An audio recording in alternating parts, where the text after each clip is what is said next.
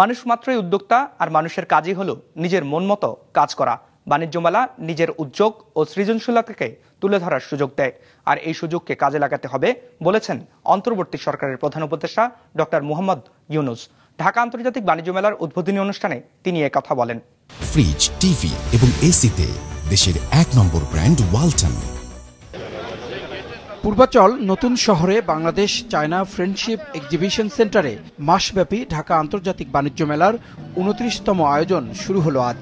দেশের পাশাপাশি বিশ্বের ৬০টি দেশের ১১টি প্রতিষ্ঠান অংশ নিচ্ছে এতে।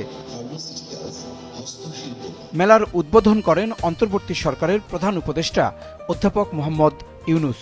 উদ্যমী মানুষকে সামনে এগিয়ে নিতে কাজ করার আহ্বান জানান তিনি। তরুণদের একাংশ বাণিজ্য মেলা, এটা তাদেরই অংশ।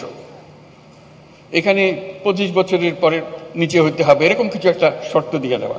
যারা ২৫ বছরের নিচে তারা এখানে আসবে, এখানে তারা দেখাতে পারবে তাদের কি করে তারা। আমরা যদি খুঁজি, অসংখ্য রকমের কাজ করে এই তরুণরা, কিন্তু কোথাও স্বীকৃতি নাই, সরকারি স্বীকৃতি নাই, অন্য ব্যবসায়ী মহলে স্বীকৃতি নাই, কিন্তু তারা অনেক জিনিস করে, ছোট ছোট ছোট ছোট জিনিস করে। দেশ আর দুনিয়ার সীমারেখা এখন আর নেই উল্লেখ করে প্রধান উপদেষ্টা আগামীর মেলা সম্পর্কে তার মতামত তুলে ধরেন। ভবিষ্যতের মেলা সারা দেশ জুড়ে হবে, জায়গায় জায়গায় হবে, এবং এটা হলো চূড়ান্ত মেলা। সবাই আসবে, দেখতে আসবে, বুঝতে আসবে, শিখতে আসবে, বিনিয়োগ করতে আসবে। এখানে যারা দেখতে আসবে তাদের অর্ধেকাংশ হলো যারা বিনিয়োগ করতে চায়, সঙ্গী খুঁজতেছে, কোন ব্যবসাটা সে ধরবে, কোন ব্যবসাটাকে নিয়ে সে এগিয়ে যাবে। বুদ্ধিটা তো বিরাট সম্পদ, টাকার চাইতে অনেক বড় জিনিস।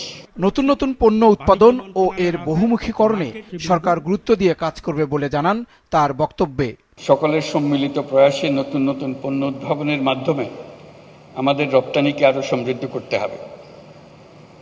পণ্যের পাশাপাশি সেবা খাতে বিনিয়োগ ও রপ্তানি বৃদ্ধির লক্ষ্যে এগিয়ে আসার জন্য আমি আমাদের ব্যবসায়ী মহলকে অনুরোধ জানাচ্ছি। মাসব্যাপী এই মেলা প্রতিদিন সকাল 10টা থেকে রাত 9টা পর্যন্ত চলবে। পাশাপাশি সাপ্তাহিক ছুটির দিনগুলোতে খোলা থাকবে রাত 10টা পর্যন্ত। জাহেদ সেলিম, বিজনেস রিপোর্ট, মাছরাঙা টেলিভিশন।